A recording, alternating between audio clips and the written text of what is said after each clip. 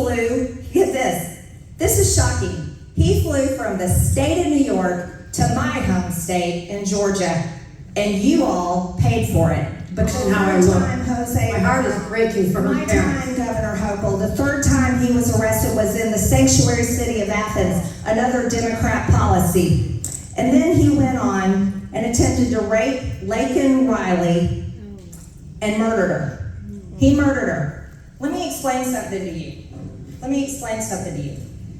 This little girl right here, she would be alive today if you weren't such a treasonous governor supporting sanctuary laws in the state of New York. This little girl would be alive today, and her mother very much would like for her to be alive. Well done, Marjorie Greene.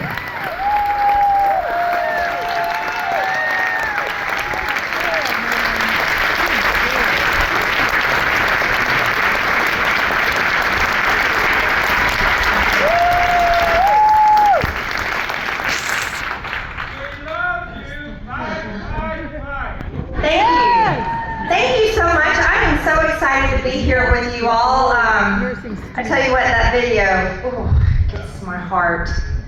It really does. That was a tough hearing and talking about the absolutely horrific murder of Laken Riley. And it's hard to believe the past 4 years that we lived to under full Democrat control in this country, where they ripped our borders open and not only allowed murderers and rapists and criminal cartels and terrorists to come into our country, but they made you pay for them, and then they protected them. And now today, even after we whipped the Democrats in November, they're still protecting them, and they're attacking ICE officers. Can you believe this? It's outrageous. It's absolutely outrageous. But here's the message that I think everyone should take from that, is the Democrats haven't changed anything. Nothing. They haven't changed the way they think. They haven't changed their policies. They haven't decided, ooh, maybe we should go in a new direction because that was unpopular. No, they're doubling down. Right. They are doubling down, and so if they get in control again, you want to know something? Laken Riley will be the name of the past. There will be new names. There will be new names. Because the Democrats love illegal aliens more than they love American citizens, and it's the most disgusting thing I've ever seen in my life. Yes. And I gotta get right into it, you guys. This just can't be ignored. Jeffrey Epstein is a convicted pedophile. Yeah. Okay? Yeah. Convicted pedophile in 2008. He was convicted in the state of Florida for prostitution and procuring a child for prostitution. Those were his convictions. He was sentenced for 19 months, and he only served 13 months, and he had a jail release program where he was allowed to go back to his house. He had a personal driver, and he had his own personal paid security while he was hanging out at home when he was serving out his prison time. Now, let me just say it like this. I'm sorry, if the Republican Party turns into the party where we're supposed to be okay with rich, powerful elites hanging out with a convicted pedophile, or a man that they knew was engaging in these activities before he was convicted, then the Republican Party won't be for me anymore.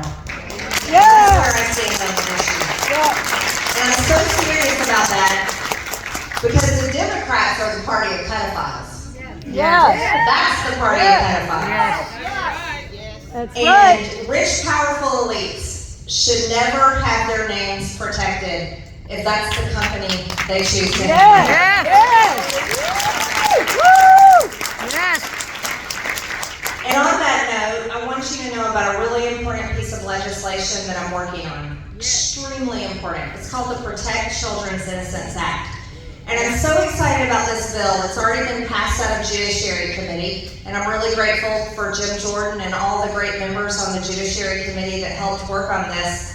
But once this bill is passed on the House for. This, when signed into law, and President Trump fully supports it because it codifies his executive order, it would mean that all sex change surgeries, hormone treatments, puberty blockers for any minor would be a felony. And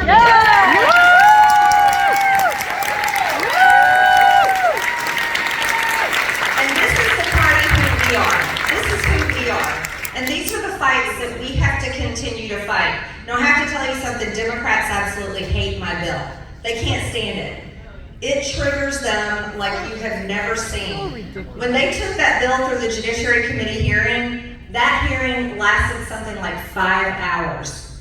And Democrats talked and talked and talked and talked about how harmful this would be to children. Oh my God. That's what they said. It was so harmful to them. And it would increase child suicide. Can you imagine? Lies. But I tell you these stories because if you all could sit in the committee hearings that I sit in and listen to these people and listen to them talk in just free-flowing speech. Jasmine Crockett, for example.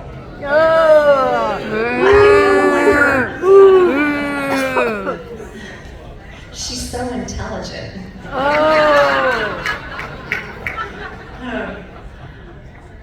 So I'm on the oversight committee, and where's Tim Burchett? He's in here. Hey Tim. Tim and I have the delightful experience of serving with Jasmine. And on the Doge subcommittee, I chair the Doge subcommittee, and Tim is on my Doge subcommittee, and we have Jasmine. Yeah, but I gotta tell you, I don't interrupt her one bit. I let her go, just let her go. Just let her get right into her, just full free form, it's all flowing out, and it makes utterly no sense whatsoever. And I think it's great, I really do. I think it's great because I want her to get up there in the Democrat Party. Because it is such a reflection of this. If this woman is someone they support, then I think we're just gonna keep winning elections for the longest time. She's really something else. Okay, so I don't really care about what she says because none of it makes any sense to me. However, this is what offends me so much about Jasmine Crockett, is that she always has a handsome young male staffer that's walking with her and always dressed in a nice suit and he's looking so sharp, and I'm sure his parents are proud of him working up here in Washington, D.C. And she makes him carry her expensive brand name handbag. I'm not kidding. No way. It is the most, to me, that is the most insulting, absurd thing. She hands off her handbag and it's some big old bag. And here he is toting it along as she's going along, making her way. That's so I'm just typical. like, if her constituents could see her doing that, it galls me. It does. It absolutely galls me. But that's a reflection of the way Democrat women see men. Look, do you guys remember, you may not remember this, a long time ago, probably about, I think it was 2015, 2016, could have started earlier than that. They said the future is all female. Do y'all remember that? This was a big Democrat female slogan. The future is female. Because they hate men. They truly hate men, and they reflect it in everything they do. And we're all from the South. You know the greatest thing about the South is we have our manners, and we have our customs, and we have our respect. And to me, it's one of the most delightful things about the South is a gentleman will open a door for a lady, and she says, "Thank you." Yeah. And there's such a beautiful reflection between men and women in that. And that's why we also believe what is said in the Bible, that there's only two genders, male and female, and that we're created in His image. But the Democrats do not believe that. They don't believe it. Not only do they not believe that, they set out to destroy it. So who is the Democrat Party? The Democrat Party is the party that doesn't represent the American people. The Democrat Party is the party unapologetically for open borders and for non-citizens, foreigners, illegal aliens, criminal cartel members, rapists, murderers, and they want to use your money to pay for them all. The Democrat Party is the party that does not believe in God and His creation. They, or as a matter of fact, are setting out to destroy it. The Democrat Party loves abortion so much that we had Democrat colleagues up in Washington that shared their abortion stories. Oh my. Yes. Sat there and on full interviews and cameras shared their abortion stories in order to continue to promote and support abortion. And under Nancy Pelosi, she passed a bill twice. And if it became law, thank God it didn't pass the Senate, but had it have passed the Senate, Joe Biden would have signed it, whether he knew it or not, or maybe it was the auto pen. But either way, if it had become law, it would have legalized on the federal level, nationwide, abortion up until the day of birth. Wow. This is the Democrat Party. Now, I tell you these stories and I tell you these things, and I could stay up here all night telling you stories. Oh my gosh. It's unbelievable. Washington, D.C. is the weirdest place on the planet.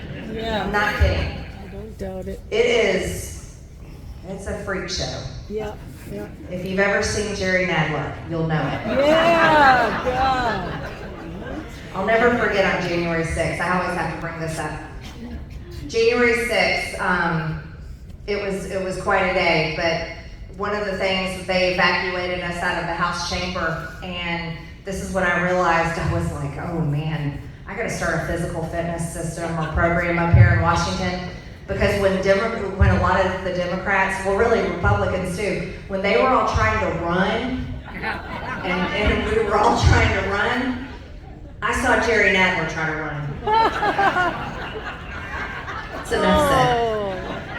And then the funniest thing is they had a lot of the members of Congress, they had told us there was gas that had been released in the Capitol, and they said, under your chair, pull out this emergency package and open it up.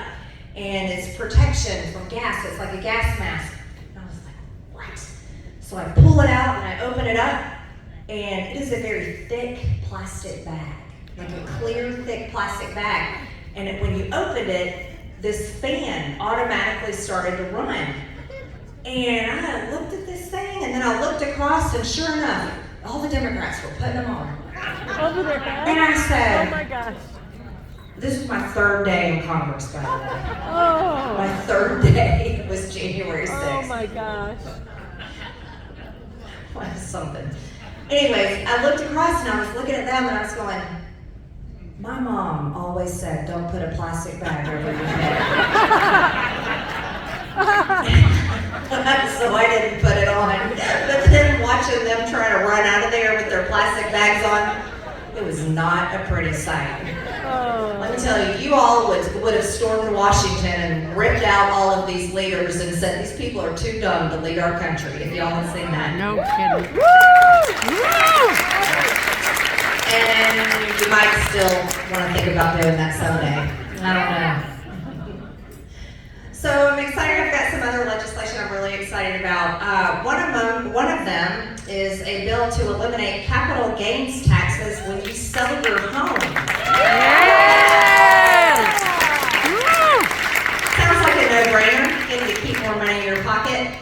I have another one. Speaking of elections, you know, I was not happy with a stolen election in 2020. It was quite an issue. But you want to know the problem is that happened in 2020, but we need a plan going forward. And unfortunately, you know, Republicans get up there and it's business as usual, and oh, we're in charge, and all of a sudden everything's great. And I believe in forward thinking and planning. So I have another bill that would immediately call for another census and count American citizens. And there's a second part. Once we count up all the American citizens, it calls for reapportionment. So we redraw House district lines based on American citizens. Well, that also affects the Electoral College count. Yep. Oh, I'm gonna feel real sorry for California when they lose some of those votes. And probably New York. New York's gonna lose some too. Probably Illinois, they might lose some. Too I mean, bad. there's some great red states So that will gain some of sad. those Electoral College votes. Yes. And also some House seats. Like Florida and Texas. Well, the third part is my favorite because I know how bad this will trigger Democrats. The third part is the one I like. Well, I like the other two a lot. The third part will require proof of citizenship when you show up to vote. Yes. What do y'all think about that? Yeah. You don't get to just walk up there and vote. You gotta prove you were born here. Absolutely. I think that's a big deal. I really do. I think it's a big deal. So I ran for Congress in 2020 because honestly, I was really pissed off at Republicans. I know that sounds a crazy thing to say here at a big Republican event. It's not. Thank you. I must be in good company. This is Yeah. one of the good ones. I got it. Yeah. Yep. So, let me tell you though, not much has changed. And I tell you this because I truly believe that you all have more power in your voice and in your actions and your activism and your votes and especially your donations than I have as one single member of Congress with a voting card. I really truly believe that. And so I want to tell you about some things that happen on Capitol Hill that I think you have the right to know about because you want to know something? If we get to work on these things, it'll change the way Washington runs. Now, in Washington, we don't get to see all of you wonderful, good-looking people out here. We don't. Most of the time, we see lobbyists coming in our offices. We see many industries, and I think that's important. I'm a business owner. I own a construction company, so I do think that's important. But we also see a lot of foreign governments and foreign leaders, and lobbyists on behalf of these foreign governments and foreign leaders. And they will come in and unapologetically demand billions and billions of your hard-earned dollars to go to their foreign country and their foreign government, and I don't like this one all, their foreign war. Yeah. See, this is the problem because we're all $37 trillion in debt. $37 trillion in debt. And that is not going to be an easy situation to fix, even if it can ever be fixed. And I'll be honest with you, I'm not sure that it can. And I think that's something that has to be talked about.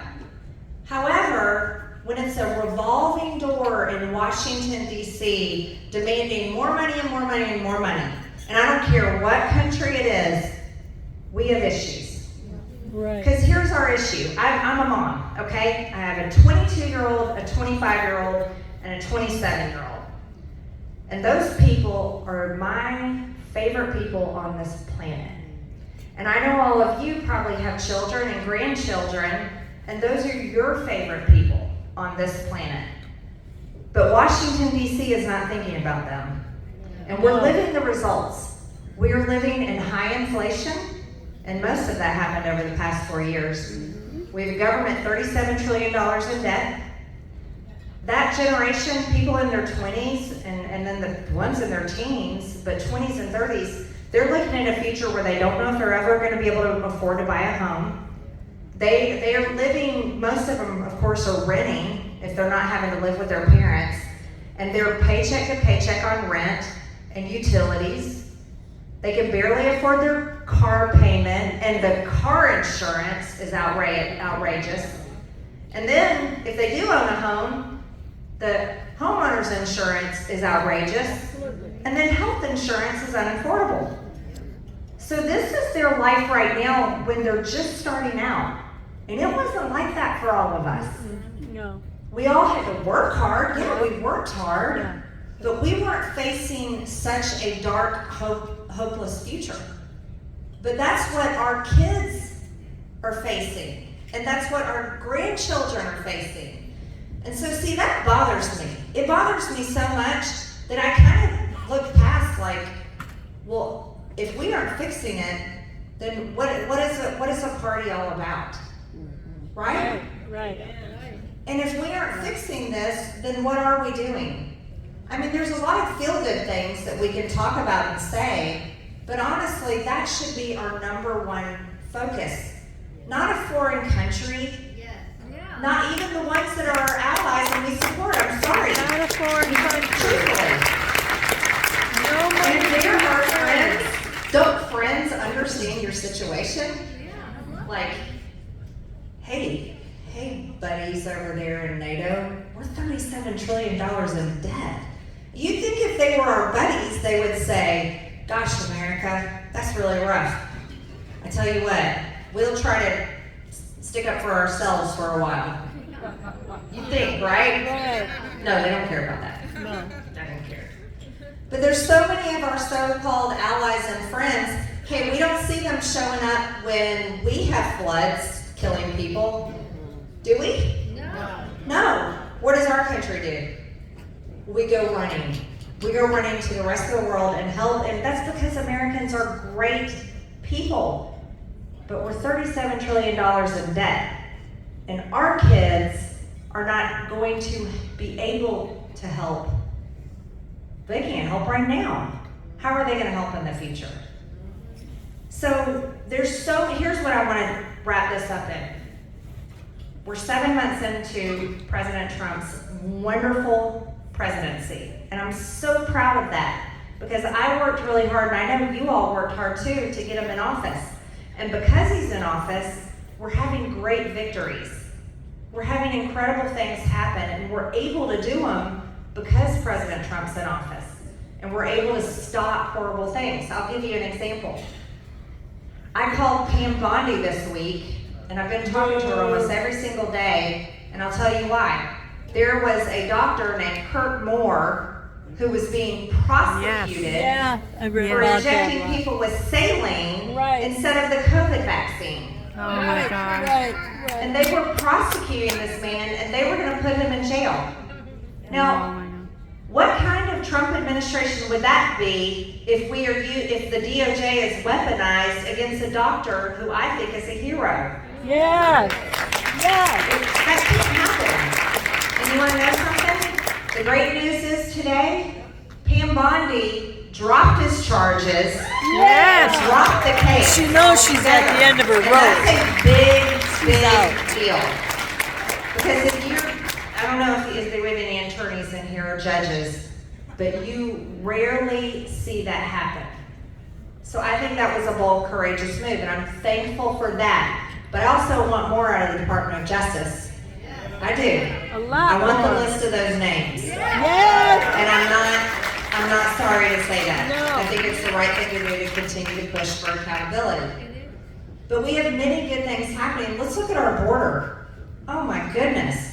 Everybody throws names around for 2028, and I'm starting to look at Tom Homan.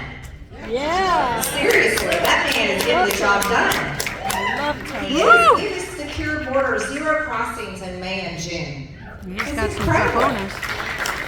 But we have many things great happening, but we have much more to do. Much more to do. Here's the part that bothers me. Now, we've created a situation where life is unaffordable for young Americans. Well, what is going to happen? When you make life unaffordable and cause a whole generation to feel pretty hopeless about their future, they're going to stop looking at the people that are the leaders of today. They're going to stop listening to them because they're like, who cares? You haven't fixed anything in my life. Why would I support you? And can you blame them for thinking that? And when we fail them on that level, guess what they do? They turn and they start trying to find someone to listen to that is going to fix their problems. And there's people like that rising, and they're rising in the Democrat Party. I'll give you an example. The mayor of New York that is running, or the candidate that's running for mayor in New York. He's radical on a whole other level. A whole other level that we have never seen, the kind of level that we don't want to see. Don't want. The kind of level that exists in foreign countries, not in America. And do you want to know why people are listening to him? Because he makes sense. When they asked that guy on a debate stage, they asked him, if you could travel anywhere, where do you want to go? Andrew Cuomo said Israel. This guy, he said New York City. He said, I want to stay right here in New York City. And you know what that message said to people that were voting? Oh, he cares about me. He doesn't want to run off somewhere else. He wants to talk to me. This is the message that these young people are going to start listening to. Well, what does that mean? That means the choices in elections going forward are going to be the radicals. They're going to be the insane idiots like Jasmine Crockett, because somehow she makes somebody feel good and they support her. If you guys hadn't seen it, she's winning the Senate poll in Texas. In Texas. Oh my How God. does that even make sense? How does that make sense? And then we're seeing these other candidates. Here's a candidate y'all haven't even heard of yet. There's someone running in a primary against Nancy Pelosi. And that's laughable. Because if you know anything about her district, that is the bluest blue that there is. And Nancy Pelosi would be unbeatable in a primary. After all, she's been Speaker of the House twice. She's probably one of the best fundraisers in the Democrat Party. And she is respected nationwide among Democrats. How on earth would anybody dare have the audacity to primary Nancy Pelosi? Well, let me tell you who it is. It's a candidate that's just like the candidate in the New York mayor's race. It's a radical far leftist. But he's not inexperienced. He's AOC's former campaign manager and chief of staff. That means something. You see, what's happening in the Democrat Party is the ones rising in the ranks, they're taking out the establishment Democrats, the ones that we're like, oh, we hate them. But let me ask you, how much are you going to hate them when you meet the new ones? But here's the threat. When our government is so tone deaf to the American people and refuse to shut the door on the foreign governments and the lobbyists and the NGOs and the non-stop hands out for money, and don't fix the problems of the American people and create hope for the future generations, then it's leaders of today that are the ones opening the door wide open to these insane radicals that young people will end up supporting. And that is the problem that we face. And I can't yell it loud enough. I can't. Now, what does that mean for all of us? That means that Republican voters, donors, activists have to demand change from the Republican Party and the leaders that you elect. You do. It's my job and my colleagues' job, it's our job to deliver what we tell you we're going to do, but it's your job to demand it. It's true. I'm in construction, so if I show up at your house and I say I'm going to do your kitchen remodel, and I rip out all your kitchen cabinets and I put them out in your front yard, and I put your sink out there and your old countertop, and I put it all out there and I go, oh, don't worry, I'm going to have a dumpster delivered soon and I'm going to pick all this stuff up, and then I'm bringing the crew back and we're going to do your kitchen. You'll be okay with that for a little while. You'll be like, okay, she said she's coming back to finish my kitchen. But then when I don't show up for a couple weeks, you're going to start getting mad because you're embarrassed at all your old kitchen stuff sitting in your front yard. But then after it's a month or two, and you still haven't called me up and said, hey Marjorie, are you going to come out and finish this kitchen? If you're not willing to hold the people you hire accountable, then what are you willing to put up with? Seriously, this is one of the most important things I can tell you. The American people, you all are so powerful. Truly, you are the most powerful people. So I have a challenge for you. How many in this room have seen Sons of Liberty? Anybody? Yeah. Okay, a few. You all should go home and watch this. Sons of I watched it last week, and it's about our founding fathers and what led up to our revolution. Oh, definitely. And I was like, wow, this doesn't look much different than where we are today, or what we definitely felt like under the Democrats. It truly doesn't. And when you realize and look again at history of what our founding fathers went through and what they sacrificed and what they risked, oh my gosh, it makes you feel shameful of what we've tolerated and come to today. It's a serious situation, and it's serious because I'll go back to this. Everybody in this room has favorite people, and those are our kids. Those are our favorite people, or our grandchildren. Those are our favorite people.